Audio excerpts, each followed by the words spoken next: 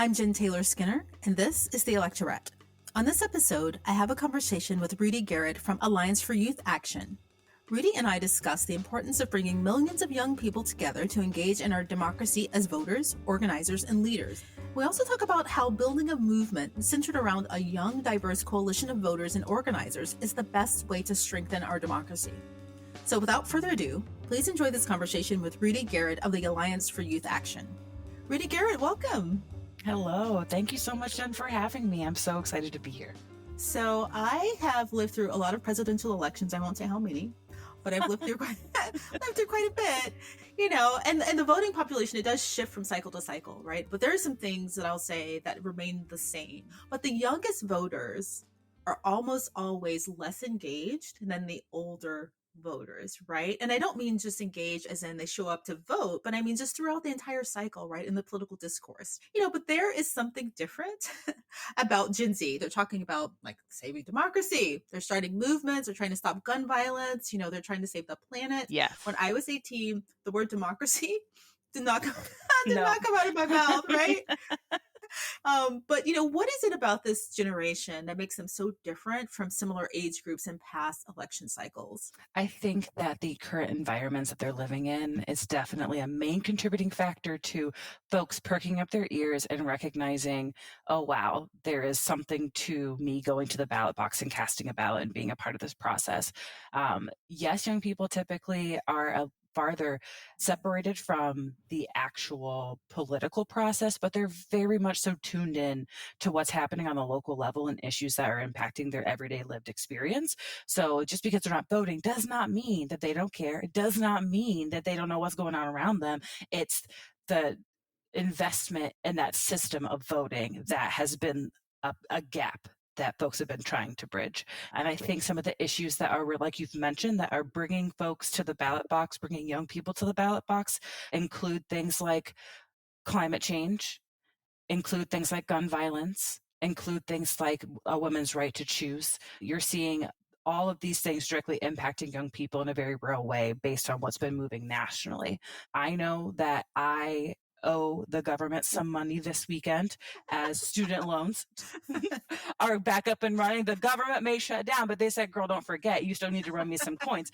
So these are real things impacting young people's lives, their ability to pay rent, their ability to pay back their loans. And so their everyday lived experiences are definitely being challenged. We're still in the throes and coming out of a global pandemic and what that looks like and how that's impacted our learning, impacted how we engage with one another. So a lot of young people's lived experiences have been rattled since the last presidential election. And that, I think, is really perking folks' ears to what's happening in 2024 and what is guiding young people to the ballot box more than ever. I keep thinking back about the time when, the Vietnam War, and there was lots of political activism amongst, young people, right? But there wasn't this connection between the veteran politicians who were running things and making the decisions and the people who were in the streets. But there seems to be something different this time. There seems to be, and this is just my observation. I've noticed that there's this nice symbiosis between the younger generations and the veterans, right? I do see there's always been an attempt, especially after Barack Obama, to try to meet young people where they're at. There's always been that effort there, and I'm seeing a little bit stronger alignment in that outreach. Vice President Harris has gone to, I believe it's 7 colleges. That's the full tour breadth of that. 5 local organizations within the Alliance Network are in those spaces and have kind of made sure that they made their presence known and made their way to that decision-making table. Also, you're seeing a lot of Democrats recognize that young people are issue voters, and so they're trying to respond with national initiatives. For example, the White House rolling out the America Climate Corps, trying to meet young people in more appropriate ways and giving them the skills that they're asking for versus trying to guess what they care about and reach them where they're at and tell them what to care about, but instead seeing what young people are hitting the streets about and trying to create initiatives that engage them more intentionally. So that's kind of the connection that I'm seeing a little bit more versus trying to yell into the ether and see what gets picked up on TikTok, or back in 2020, it was on Instagram and on all of our social media and all of our Netflix accounts trying to run ads, trying to reach us in more tangible ways. Yeah, that 2020, that was ages ago, right? It's like, It feels like yesterday, I'm not gonna lie to you, and I'm like, "Wait, it's 2024 again. Oh, wow. Here we go." it's like the olden days of Instagram, right? Yes. And so what was the culture when this work was started? When you started this work, what was the culture of political engagement amongst this constituency? Was there some reticence? Have you seen it shift over the years, over I guess, the years that you've been involved, or over the past 10 years? Absolutely. I think the investment in hyperlocal grassroots organizing is really the key that has been creating that difference and bridging that gap. So the Alliance was founded or incorporated, I should say, in 2013. And the goal was to bridge the gap between young people and what's happening politically and making sure that young people's voices are being heard. Because you can see young people rank very high in actually engaging in civic conversation. So that means taking action on social media. That means having a conversation with family and friends. But they did not rank very high in actually getting out and voting. And so making the connection between the impact of voting and the impact of accountability work on the local, state, and federal level to the change that you want to see and those issues being remedied is where the Alliance kind of fits in. So the Alliance right now is a 19 network organization, folks all across the country that care very deeply about how to engage young people in their own specific spaces and uplifting their ability to have power in their communities to make the change that they want to see. And they do that through really awesome, unique civic holidays like National Voter Registration Day, of which the Alliance was a co founder of back in 2016. And since then, we've seen voter registration rates increase, voter turnout increase for young people. And what's really cool and what I see as a huge potential is based on the census. If young people turn out like they did in 2020, then they will represent over one third, about 37% of the electorate, which is like, Wow. that is a lot of power to have in one sitting. And I can see young people very excited to take that helm and take on that responsibility. Wow, that's amazing. Actually, one third. That would be huge. That'd be a Yeah. huge. That would be paradigm shifting, actually, in the Right. political sphere. So I was talking to someone a few years ago during one of the major cycles about they do similar work and they were trying to engage young people, but through technology. So it's a different org. And their aim was to change the culture of voting with these young people, to make it cool. I mean, do you have a similar aim?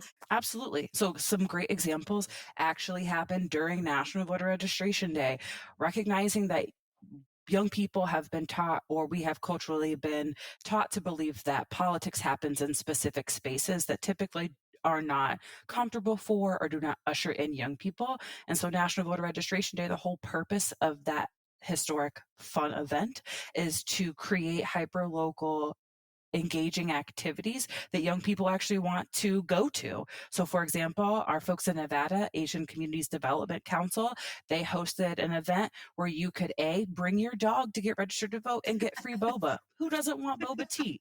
Folks Wait. love The that. dogs aren't met registering, right? That when you No, said the bring your dogs dog. are Okay. coming for emotional support for their families. Okay. Because who doesn't want to get their dog children together as a community and then also drink some Exactly. boba tea? They were like folks in Detroit, folks in Miami, folks all across Texas were on college campuses hosting really fun tabling events that had games, candy, anything that young people would actually want to engage with versus just posting on social media, hey, you should come get registered to vote, use this online link to click here. Come actually engage with people, come talk about issues that you care about, and do activities that actually sound fun versus just clicking a link. I think we recognize that face to face engagement is the most impactful way to bring folks into a more civic mindset and to build community. So that's really what National Voter Registration Day is about. It's not just about registering, it's about registering for a purpose. It's about coming together and taking collective action and doing something for your peers, your family, and your friends to build something that is more sustainable and represents your values. And young people do hold very deep progressive values. So showing how voting can be that one step to doing Mhm. that. I don't know if you have this data, but I'm curious as to at these events, what's the average age? Are you seeing really young voters, like 18, or are they more in their 20s? And the reason I'm asking that is because when you said, people really want to get out and they want to engage with people. If we're talking about the youngest sect of this group, right, who were 18, they were pretty young during the past 3 years during the pandemic. right? And their involvement in the political process is, it's a completely different lens from you and me. So, what are you seeing that age group? Are you getting really young people out? So what we're definitely seeing is young people between the ages of 17 and 35 registering for Okay. sure. A lot of our efforts are concentrated on college campuses and in high schools. So that specific 17 to around 25 range. We've registered just over 10,000 young people this year all across the country. And that's just, us stretching and getting started before we Mhm. go into 2024. So it's a very exciting place to be, seeing that interest coming from young people, recognizing that, like, what's one thing that you can do when you turn 18? You can register to vote. So Right. that's like the easiest foot in the door activity for folks to do. And we're definitely seeing young people now coming out of the pandemic and recognizing and making that connection that this is one thing I can do to make my voice heard. And in the same way that young people are very drawn to direct action and hitting the streets, that being one of the tools in their tool belt that they're using to make sure that their voice is heard. One of your initiatives is called Democracy Done right? Yes. Yeah, and I know that its aim is to fix our voting system, and I think in the description of it, you say that the current voting system, and I would agree, is still fit for the 19th century for 19th century white landowners. Yes, So can you absolutely. explain that and explain what Democracy Done Right is? So, democracy done right is pushing our election officials, pushing our people in power to make voting more accessible for those most vulnerable in our community. I know that you had a close friend of yours, Kat, on your last podcast talking about the importance of having IDs. Those are some of the barriers that young Yeah. people are also facing, very real in their life. Do they know how to register to vote? Do they understand how to navigate just getting to the ballot box? Do they know how to navigate the more technical elements of casting a ballot? Mhm. Those are really big challenges that young people are facing now for the first time. And Democracy Done Right is a platform that we are trying to use across our country to ensure that young people have better access and have equitable access to the ballot box. Because, like you said, this has not been a system that has been set up for everyone to be successful. You have to know all the right steps and take them in the right amount of time. Voter registration is so different state to state. And so, our folks in Texas and Move Texas have a really challenging experience. Our folks in New Hampshire with New Hampshire Youth Collective also have a really tough experience just getting folks registered because of the rules and regulations that they have in their state. And so the whole initiative is meant to break down the barriers that are unnecessary and not productive to helping young people have access to the ballot box that everybody else should have access to.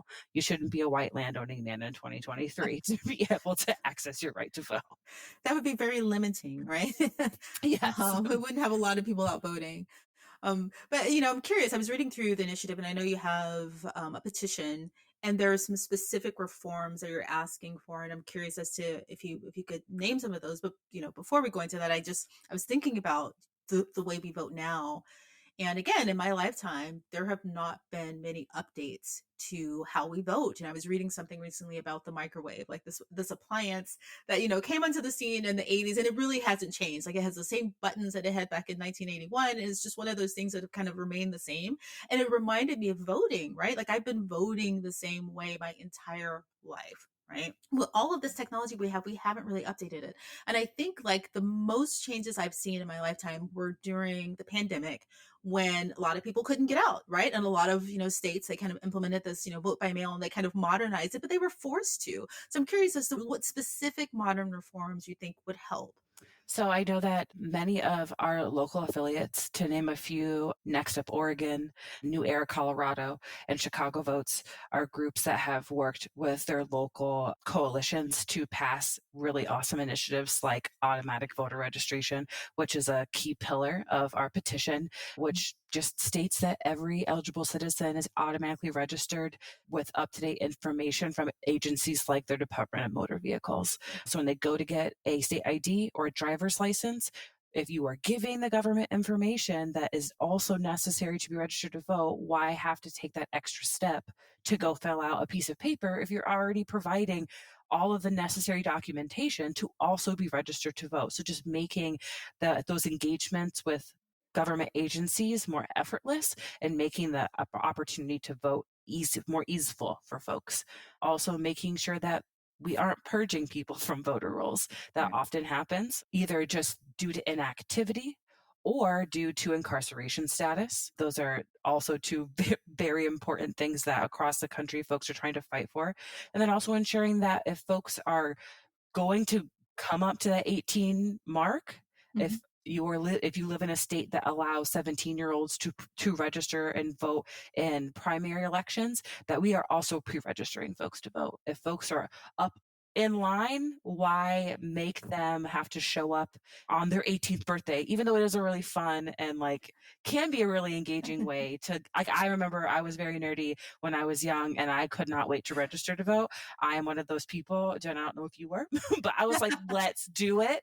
I also turned 18 during the 2008 election. So it was a different energy than I think a lot of other folks had in a positive way that made me really excited to vote. But some folks, if they don't have that vigor and that excitement, or they don't have people stewarding them through that process, a pre registration option would be super helpful for a lot of young people, which is another element of the petition. And then also making sure that everybody has a diversity of voting options. Like you were talking about during the pandemic, having ballot drop boxes for folks that do want a more secure way to drop off their ballot versus just sending it in the mail, or having extended early vote hours for folks that need a little bit of extra time to make a plan because they have busy lives to be able to go and vote. Young people are not a monolith. Like if they don't get an opportunity to vote with a fun school field trip, or don't have a parent to steward them, or they're a young worker and don't have easy working hours, or they have children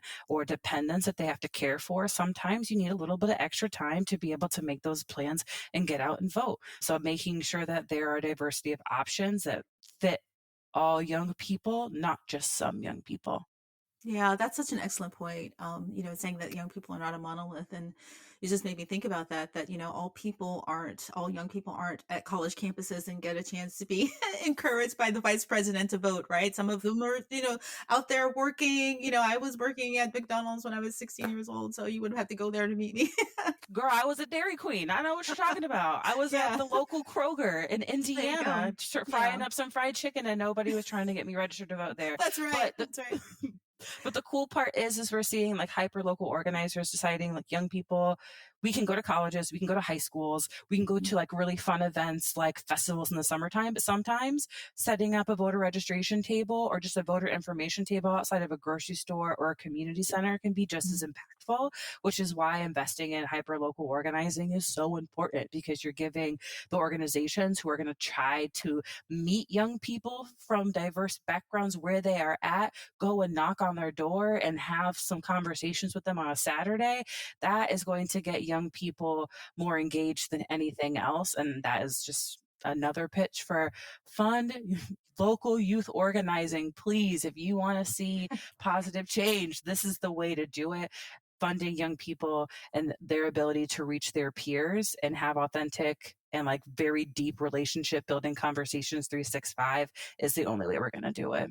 Right. That's really good. I'm glad you're breaking down those kind of class barriers that we've seen with, Yeah. political engagement. And I'm curious as to, how these reforms, what vehicle they would take. And you may not have an answer for this, but are we looking at the reinstatement of some of the provisions of the Voting Rights Act or these new laws? I mean, I don't have an answer to that. I talk about this a lot and no one has an answer, but I'm curious as to what you think. For me and my early political education, it's funny that's like something it's are we both laying in bed at night thinking about this? Because I feel like that's what would be keeping me up. Like the voter ID laws that we saw get passed all through the South right after that happened, to me is like that is the story that when I actually am very blessed. I just started with the Alliance about a month ago, but I'm Okay. not new to this network. I Mhm. am was originally from our local Chicago affiliate, Chicago Votes in Chicago, Illinois.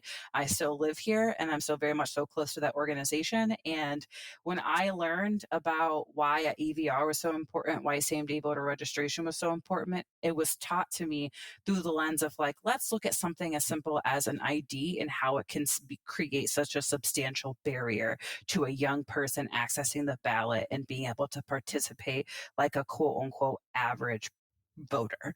Yeah. And that case was what was presented to me. And it was like, okay, let's talk about the places that have the ability to set their own laws and regulations around voting and also have the ability of funding local DMVs.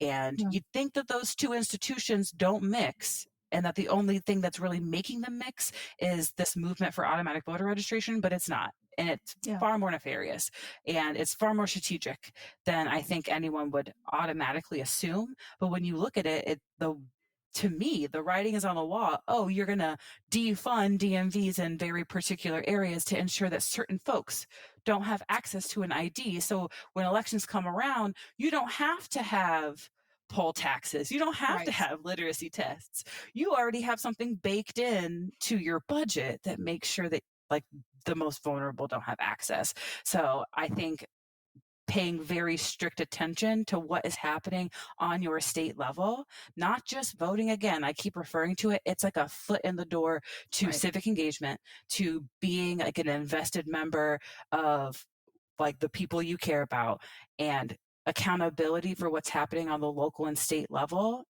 and holding your elected officials accountable and watching what comes across their desk to me is the most important element of being an involved member of your community because you have the ability to proactively bring up issues to local officials and say here's what we're experiencing, can we come up with a solution with you, but also being like, hey, I noticed this thing is happening, not sure if you know the impacts on us little people, but Yeah. let's have a conversation about it. And if we need to mobilize and organize around it, let's do that to make sure people are protected and are safe. So for me, it's local accountability, local campaigns, and making sure that we're watching what's happening on a local level to ensure that people are protected on a day to day basis. Yeah.